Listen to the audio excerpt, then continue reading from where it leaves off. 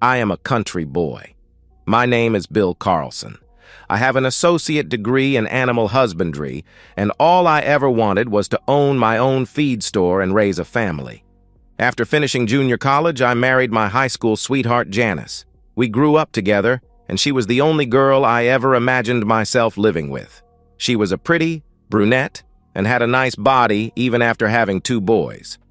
I was proud to have her as my wife and would do anything for her. Janice had one problem. She envied people who lived the high life. She read the society pages in the paper and subscribed to all the magazines that covered the beautiful people. When she went to the dentist's office, she would read the automobile magazines, and she was familiar with all the fancy cars. She knew all the designers and was familiar with their clothing lines. She wanted to be someone more than anything, and I wasn't able to provide that for her. I took a job in Omaha at a fancy feed store that catered to the yuppie trade. This allowed us to be closer to the big city, and I could still work at what I loved. I liked my job and was good at it. I was able to give the customers special treatment, and the company rewarded my efforts by giving me flex time. Janice liked living in the city better than country life and was happy for a while. When she decided to go to work, we had to start putting the kids in daycare, but they didn't seem to mind. Janice had a job with a medical equipment firm called Gilbert Medical. They manufactured syringes and other medical supplies. It was an office job, and she seemed to be happy because it allowed her to dress up and meet people who weren't farmers. She worked hard and seemed to lose interest in our home life.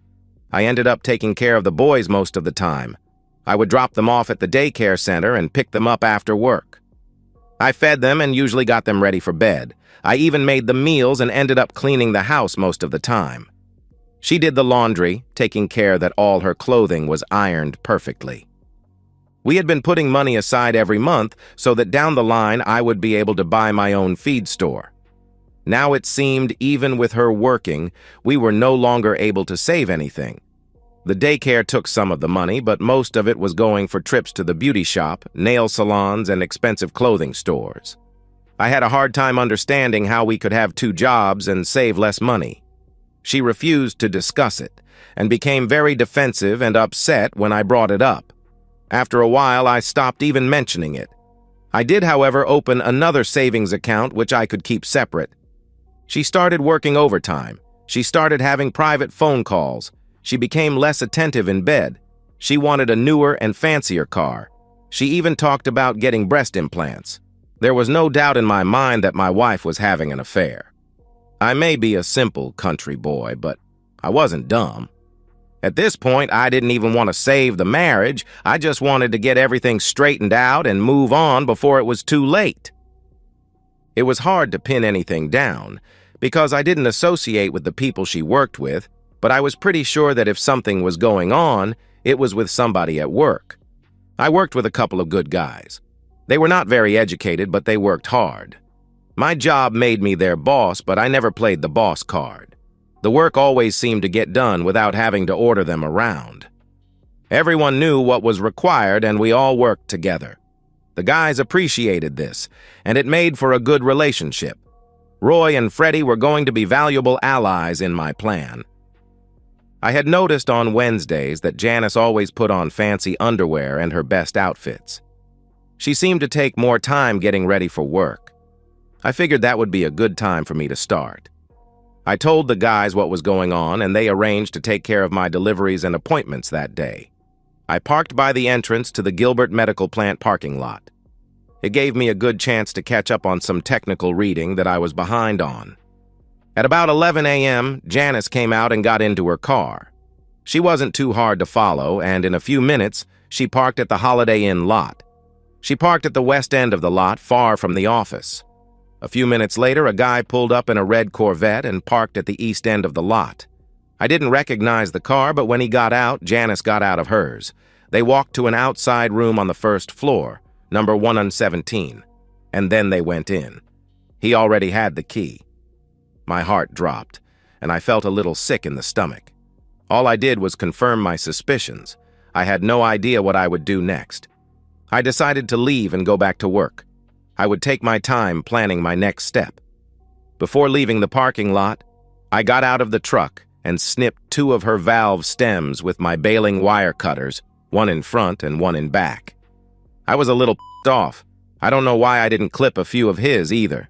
The rest of the day dragged on extremely slowly. I picked up the kids after work, went home, and fixed supper.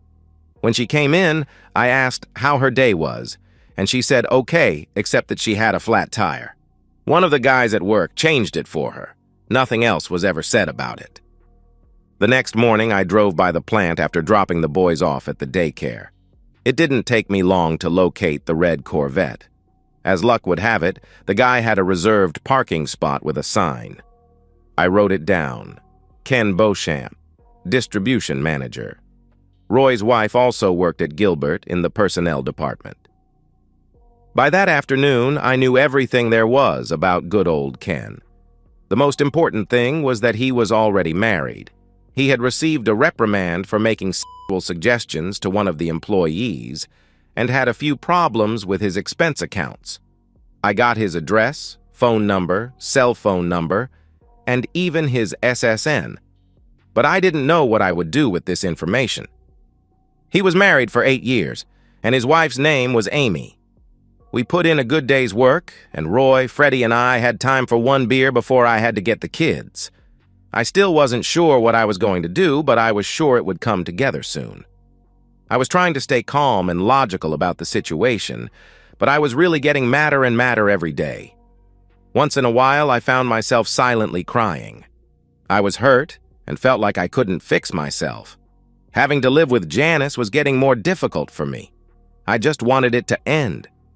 I got another lucky break the next day when I remembered that one of my best customers, Marge Gilbert, was the wife of the Gilbert Medical Company president. I never met him, but she and I got along great. I was being especially friendly with Marge, trying to figure out if I could use our relationship to my advantage, when Marge's daughter Cindy came over. Cindy was in her last year of vet school. Marge went into the barn to do some work, and Cindy and I talked for about an hour. I enjoyed my time with her and felt a little guilty after I left, but it passed quickly. That weekend, I spent some time in the garage doing some welding. I took a small piece of flat steel and welded 4 sharp points to it. I made the points out of concrete nails so that they were really hard and stiff. The plate was about 6 by 6, and it was going to be my first step at getting my revenge by harassment. I saw Marge again on Tuesday. I was moping around a little while unloading the order, just not my jolly self. It got her attention. "Bill, what's the matter today? Why so gloomy?" "I have some personal problems, Marge. Sorry, I'm not good company today." "Let's get some coffee and you can tell me about it." We walked back to the house and sat down in the kitchen.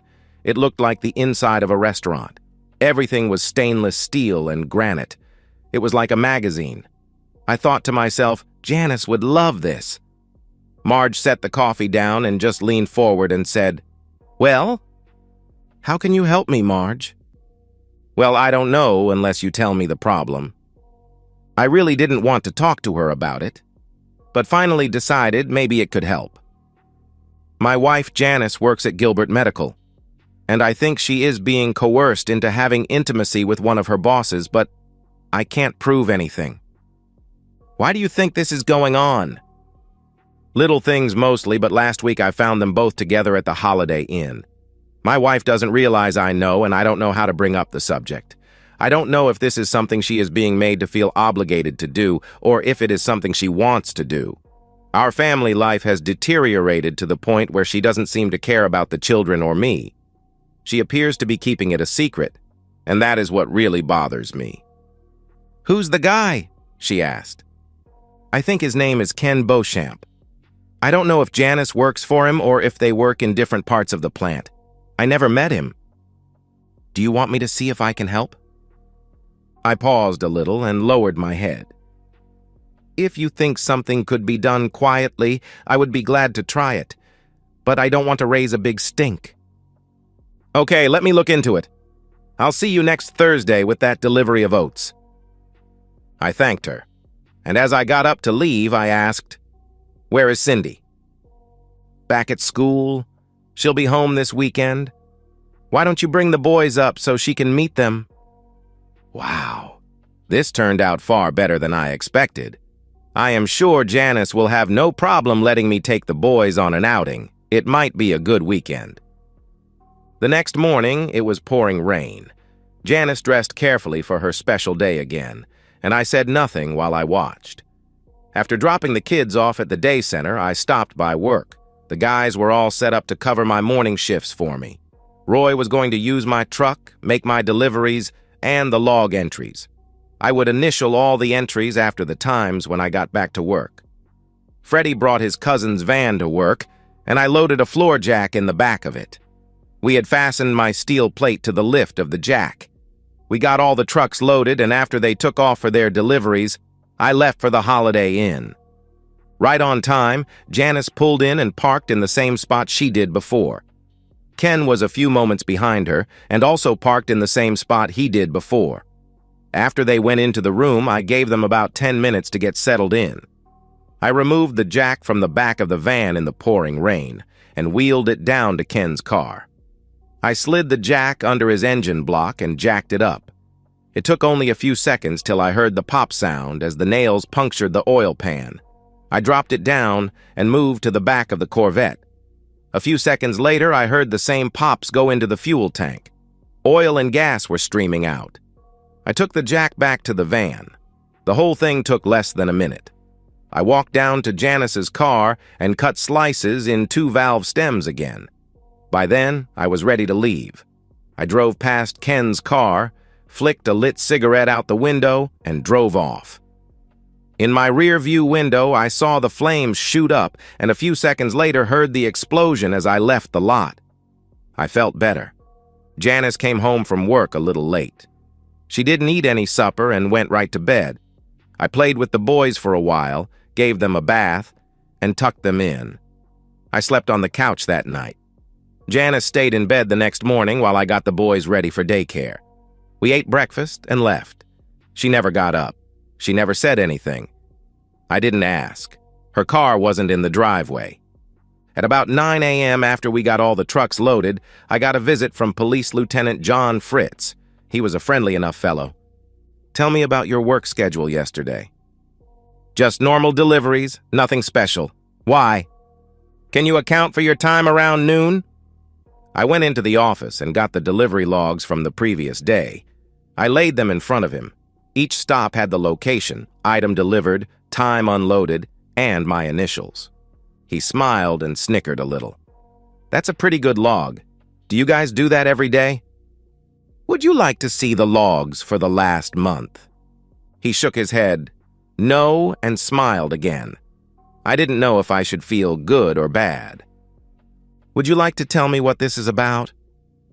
He seemed to be reluctant to go into details, but finally he opened up. "There was a car damaged yesterday at the Holiday Inn in East Omaha, and we are trying to find out if anyone knew anything about it." "Why me?" I asked. "Well, another car that was near the damaged one had 2 valve stems cut. The car belonged to your wife. We were wondering if it was a coincidence or not." "First off, I don't know what my wife's car was doing in the Holiday Inn parking lot. And second, what connection did she have with the damaged car?" "The damaged car belonged to an associate that she worked with. Apparently, they had a lunch meeting with some company clients at the hotel, and everything happened while they were at lunch." "Did you talk to the people they had lunch with?" "No, they couldn't remember their names." "Do you want to level with me, or are we going to play games all morning?" He leaned back in his chair and smiled. "Do you know a fellow named Ken Beauchamp?" "Never met the man, and that is the honest truth," I replied. "I believe you. I don't like to get in the middle of domestic disputes and hope I don't have to come see you again. Here's my card. Call me before anything else happens. Okay?" He shook my hand. "Sorry I had to bring this to your attention. If I can do anything to help, let me know." "Okay." As he walked away, I said, "Thanks, but you really didn't tell me anything." "Put the pieces together," he replied. After work, when the kids and I got home, Janice's car was in the driveway. She was dressed casually and had supper ready. She said she didn't feel well and had called in sick. She still didn't say anything about what happened the day before, so I didn't bring it up. She went to bed early and I took care of the boys again and slept on the couch. She was up and about the next day, getting ready for work, when I left with the boys for daycare. After dropping them off, I went by the doctor's office and requested a check for STDs. Work was normal for a Friday. When I got home, Janice was there again. After supper, I told her that I was taking the boys to spend the next day at one of my customers' farm. I asked her if she wanted to come along, knowing full well that she would find a reason to refuse. She said she had some shopping that she wanted to do, and I didn't push it any further. I didn't care if it was shopping or a date. The results were the same. Saturday, with Cindy and the boys at the Gilbert's ranch, was great. We spent the whole day having fun. Marge made a great lunch for everyone, and I didn't want it to end. Cindy loved the boys, and they seemed to like her a lot also. Mr. Gilbert wasn't there, so I still didn't get to meet him. Marge didn't say anything at all about our previous conversation, and it didn't appear that Cindy was aware of it. I hated to go home, but eventually we had to. Janice didn't ask at all about our day. She just didn't care. The boys tried several times to tell her all the things they got to do, but she tuned them out. Eventually, they quit trying. She did ask why I wasn't sleeping in the bed anymore, and I explained that due to work problems I was tossing and turning a lot and didn't want to disturb her sleep. That was the last she ever said about it. The next week was totally normal. I noticed on her special day that she didn't make any special preparations, so I assumed the tryst for the day was canceled. That was fine with me because I had a lot of work to catch up with. I stopped in to see a divorce lawyer that I had heard about, and she gave me some handouts and brochures with lots of information. She had some fill-in-the-blank forms that looked interesting. Everything was back to normal till next Wednesday. She started off with a morning shower and then carefully did her hair. She had new black underwear and a new perfume. It even looked like new shoes. I was being careful not to let her see me looking, and I rushed out with the boys. I was sure this was going to be a date day. After dropping off the boys, I went by the plant and checked his parking spot. A new Porsche Boxer was sitting in his slot. I jotted down the license number and rushed back to work.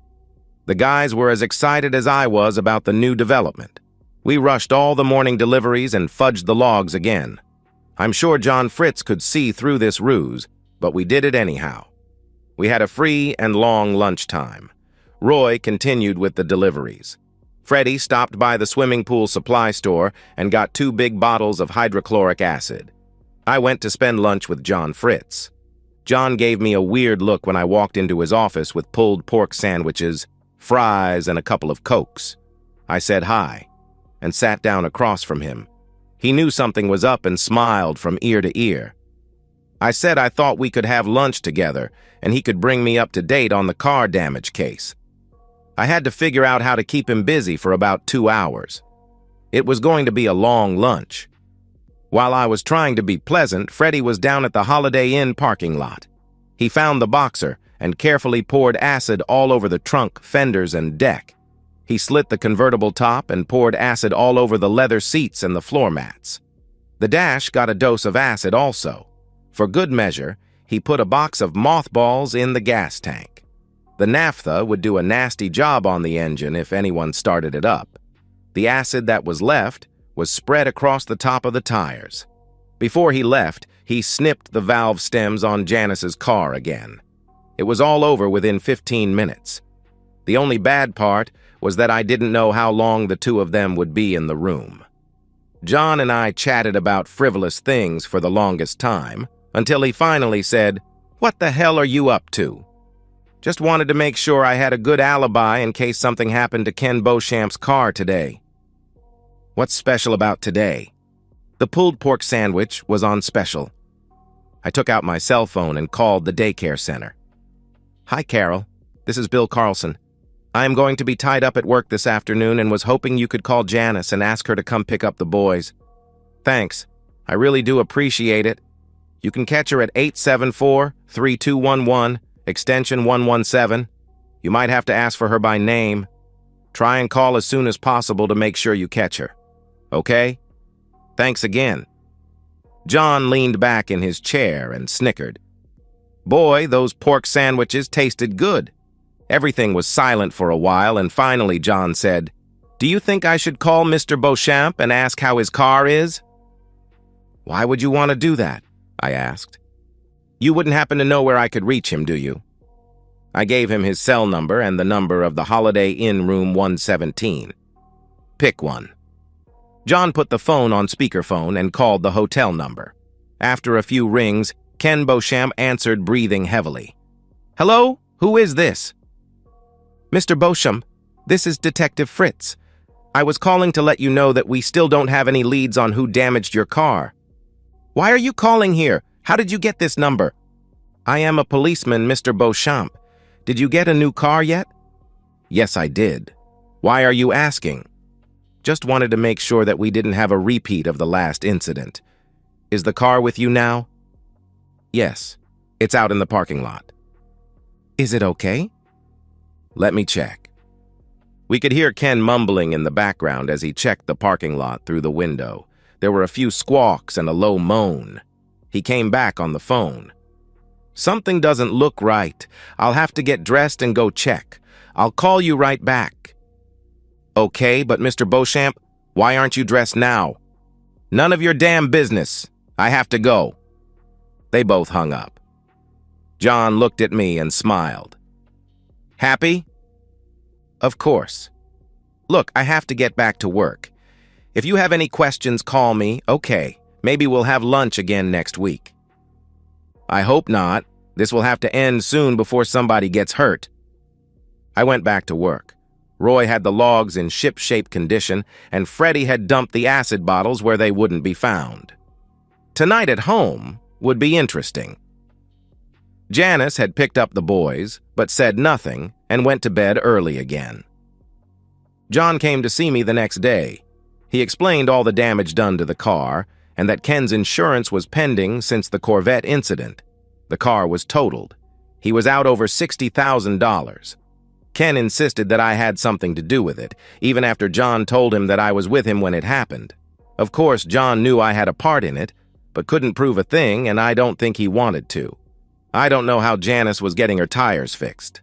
I never asked, and no one ever volunteered.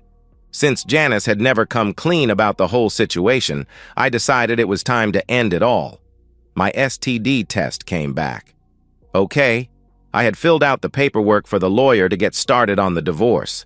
I was planning on going out to the Gilberts' ranch this weekend with the boys, just in case Cindy was there. If not, we would spend the day with Marge. The only loose end was that I still didn't have any proof of the extramarital intimacy. The weekend was good. Cindy was there. The kids were ecstatic, and we all had a great time again. We were like a family.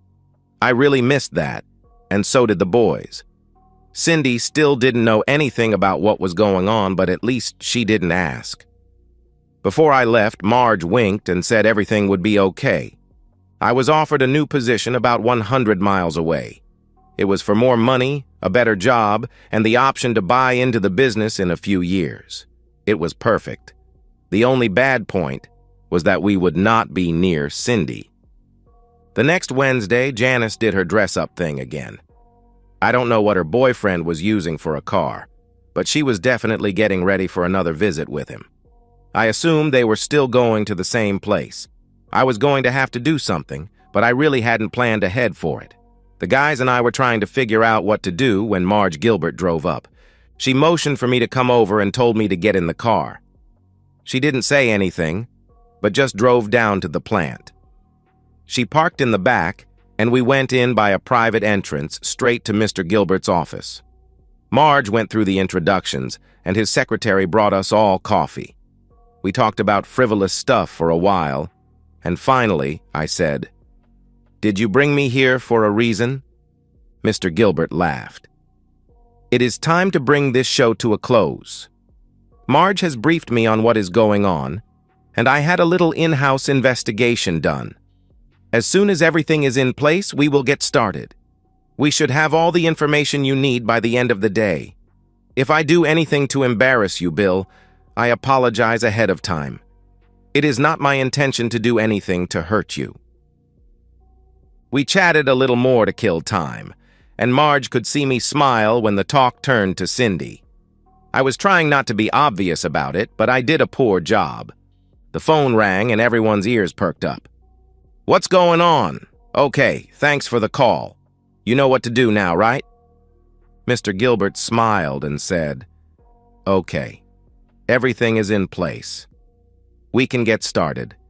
Ken and your wife are in their regular room at the Holiday Inn. Ken drove a company Benz to get there. That is against company policy, so it is being brought back to the plant right now. I am sorry to say, but I think your wife also has a couple of flat tires. It appears to be some type of tradition." He put the phone on speaker and dialed the room. "Ken, this is Mr. Gilbert. Sorry to disturb you, but I have to discuss a very important matter with you." Ken sort of stuttered and stammered a little. "Yes, okay, no problem. How did you get this number?" "Ken, that's not important. But what is important is that the legal department was notified of a possible harassment situation. It is necessary for me to get correct answers here, Ken, so listen carefully. Is there a female company employee there with you now?" There was a pause and some background conversation that we couldn't make out. "Yes, sir, there is." "Ken, is she there of her own free will, or is she there because of some coercion or threatening on your part?" "No, sir, absolutely not, sir. There was no coercion of any type at all. She is here of her own free will. I didn't force her to do anything." "The intimacy is all consensual then?" "Yes, sir, absolutely. It's all consensual," he replied. "That's great, Ken. Thanks. That's all I needed to hear to straighten this mess out. I really appreciate your honesty on this touchy subject. We'll get a statement ready to attest to that, and we'll be all set. Now, I need to also verify it with the young lady. Will you put her on, please?" There was a flurry of background noise again that we couldn't make out. Finally, Janice came on the line. "Sir, how can I help you?" "Janice, did Mr. Beauchamp coerce you or threaten you in any way to get to go there with him?" "No, sir. He didn't threaten me in any way." "That's good to hear. Then the intimacy was consensual and you were not intimidated in any way. Is that correct?" There was a pause again, and lots of muffled speaking. Janice came back on the line. "Yes, sir, it was consensual." "That's good to hear. When you and Ken get back to the plant, we will have the statements ready for you to sign. Can you put Ken back on, please?" "Sir." "How did you know my name?" Janice asked. "Don't worry about it, Janice. It's not important." After Ken came back on the phone, Mr. Gilbert told him to return to the plant so they could sign the papers in the legal department. He hung up the phone and smiled.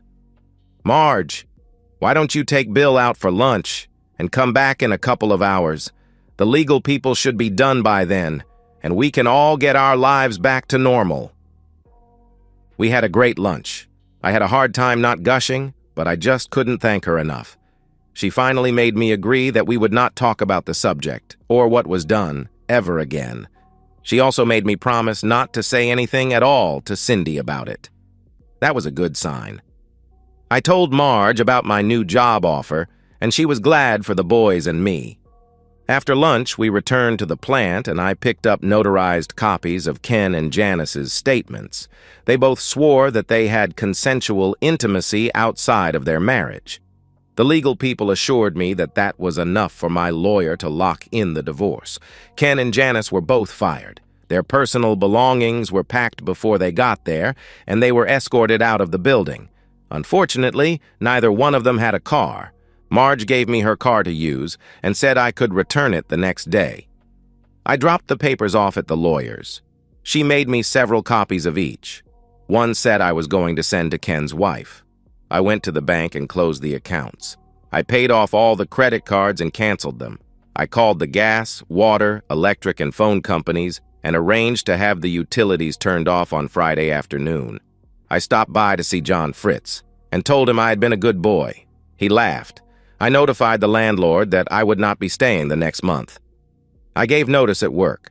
They were glad for me but unhappy about my leaving. Freddie followed me to the Gilbert Ranch with my truck so I could return Marge's car. It was time to pick up the boys and head home. I dreaded walking through the door. Janice's car wasn't in the driveway. She was sitting on the couch crying when we got in. This was the first time she had shown any emotion at all. 2 file boxes of her personal stuff from work were sitting there. I fed the boys and turned on the TV for them. I stood by her as if to give her an opportunity to speak if she wanted to. "You had to do it, didn't you? You just had to screw up everything in my life? Why the hell couldn't you just mind your own business? You had no justification to meddle in mine?" I was amazed.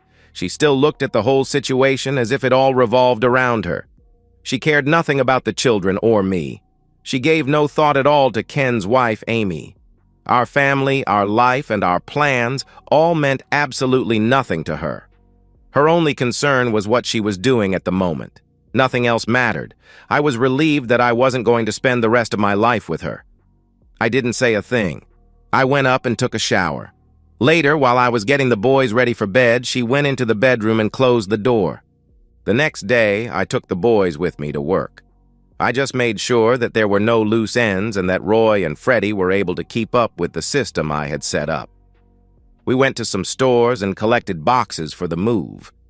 I drove by the Holiday Inn, and Janice's car was gone, so I figured she had it repaired by now. Fixing flat tires must have put a big dent in her shopping budget for the last month. Janice wasn't home when we got there. We were only taking clothes and toys. I left everything else there for Janice to get rid of. Of course, she didn't know that by the next day all the utilities would be turned off. Damn, I was a mean son of a b****. As we were pulling out of the driveway, Janice was parking. She just stood by her car and watched us drive down the street. I took the boys to Chuck E. Cheese, and we spent the night at a motel. The next morning, I took the boys to daycare. I gave Carol some cookies and party favors and told her it was the boys' last day, and I wanted them to enjoy it with their friends. Before I left, she took me aside. "What was the deal with your wife last week?" "I didn't want to ask, but since you are leaving, I am dying to know. She was very upset when I called. She insisted on knowing where I got that number. And when I told her you gave it to me, she started swearing like a sailor. She didn't say anything when she picked them up, but I could tell she was really pissed." "I'm sorry, Carol. I sort of set you up. Janice was having an affair. She was at the Holiday Inn with her boyfriend, and I was hoping if I got you to call and interrupt their party, that she would have second thoughts about the whole thing. It didn't work. She just ended up getting mad at both of us. I am serving her with divorce papers this afternoon, and the boys and I are leaving for a new job right after I pick them up. It was a cheap shot on my part, and I apologize for getting you involved." I went to see my divorce lawyer. She had everything ready. I was getting the kids, and Janice would have visitation rights anytime she wanted. That was fine with me because I didn't think she would be interested in them anyhow.